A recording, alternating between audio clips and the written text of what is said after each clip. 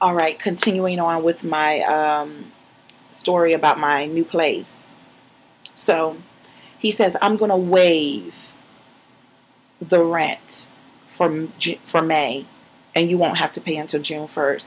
By him waiving that, that meant I wouldn't have to pay for a new rent at the new place or prorated, and I wouldn't have paid and I wouldn't have to, because I was going to end up paying for the old place one more month and a new place for prorated, and he waived the whole May, so I wouldn't have to pay the prorated. You all, you're not going to sit here and tell me that there's not a God. There is a God, and he lives in the heavens, and I believe that he worked it out so that this would work out in my favor, because I had already saved up the money for if I had got approved for the $12.95 per month for the other places, because the other two I applied for, one was $12.95 and one was $12.75 a month. I had already went and saved up for that just in case I had to pay that and my old bill here.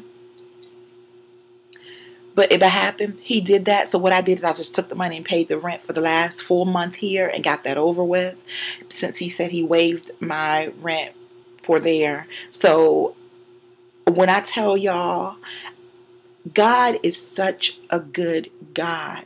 God is such a merciful God. He's such an excellent God. And I'm not just saying this because he approved me for this townhome, but I'm saying this because I know in whom I believe. And even when I think it's not going to happen, or even when I think, oh Lord, I'm coming up on a deadline, he steps in right on time. And that's the kind of God that I serve. That's the kind of God that you and I serve. That's the kind of God that we serve. Oh Lord, I'm not going to preach. I'm not going to preach. So let me continue on.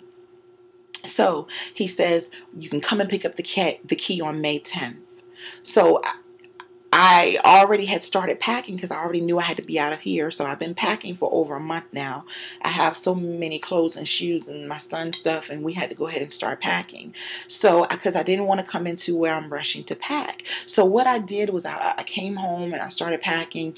And so on last Tuesday, May the 10th, the devil still was trying to give me some jitters, still trying to give me some scariness, saying, oh, when you get in there, he's going to say, oh, sorry, we was a mistake. You're not going to be proved. But I defeat the devil on today, and I defeated the devil on Tuesday. And I believe that God was going to let everything be all right. So I started praying in my car, and I said, Lord, let everything be fine. Let the place be mine. Let everything be fine. Don't let anything come between the cracks, but let everything be fine. I get there. I took off of work early, so I left work at 1 o'clock. I went down there because the place is only about 5 or 8 minutes away from my job, so I'm not far from my job at all. 8 minutes with traffic, but 5 minutes without.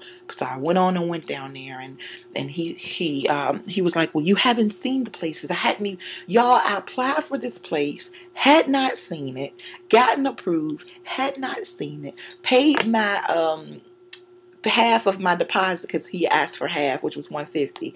Half of my deposit, paid that, still hadn't seen the place because the people hadn't moved out yet, and he didn't have no other available places over there that were ready to, well, that were, people were living in all of them. So I went there, and then he was very nice. Oh, he was very nice. Still the same guy.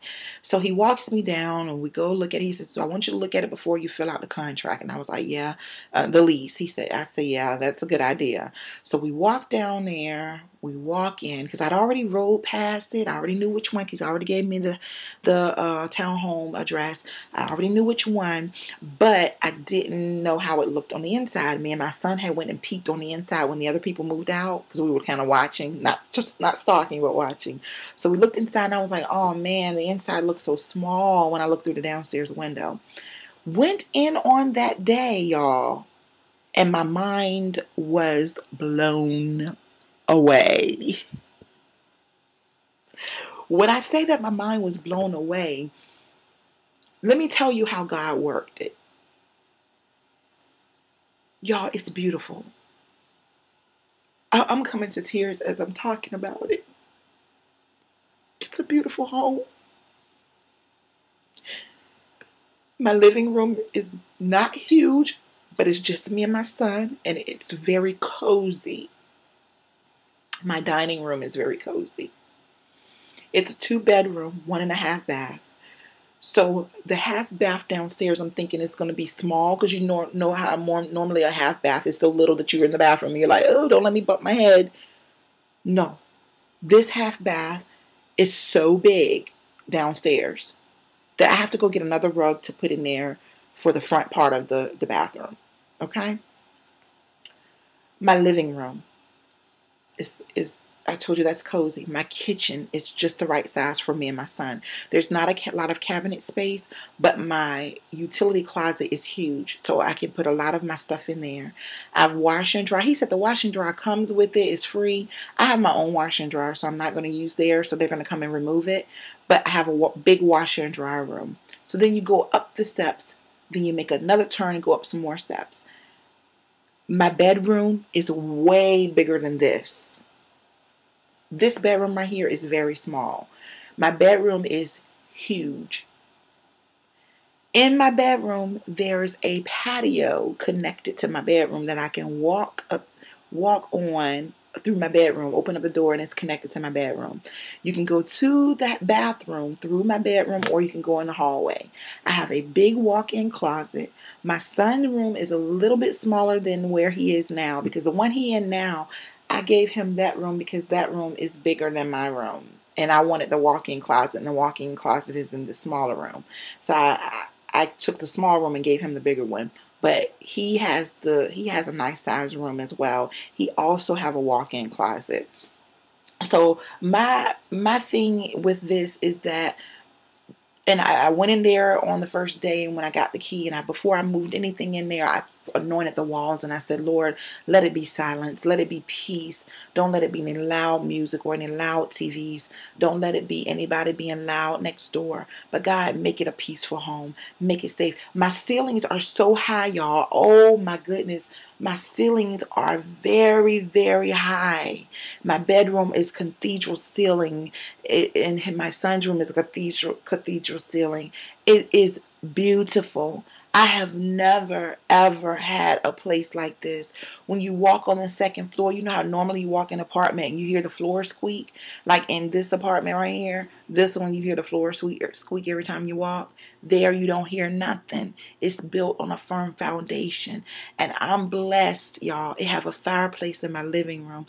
I am blessed. And I'm saying this to someone out there that says, Lord, what am I going to do if your back is against the wall like my back was against the wall and you don't know what to do? Just let God handle it. And my saying that I always say is let God be God. We got to learn how to let God be God. And I wasn't letting God be God because I was trying to go in places that he didn't want me to go in. So I said, God, maybe you want me to be over there because maybe they need a prayer warrior over there. Maybe they need somebody over there to pray over the neighborhood to keep the neighborhood safe. I don't know why he sent me over there. My son got to change schools and my son's not happy about that. But I don't know why God is moving me there. But where he's moving me will cut me 15 minutes, at least 10 to 15 minutes out of traffic for church, so I would get to church sooner, and it also would be closer to my job. All I'm saying is I don't know why he moved me over there, but whatever reason he moved me over there, I'm gonna exalt him in that reason. I'm gonna allow him to use me for his glory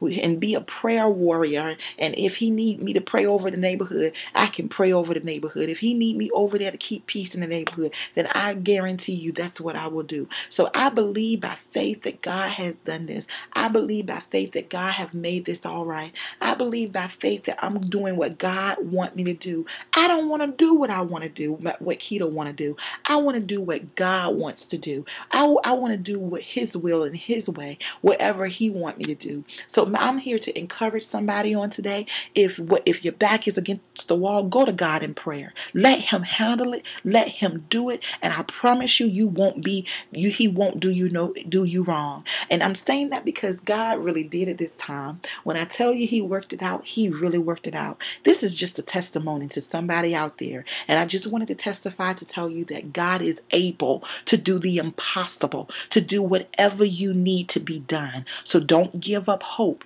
God is able. You be blessed and God bless you. I love you all. Take care and be a blessing. Have a good night. God love you.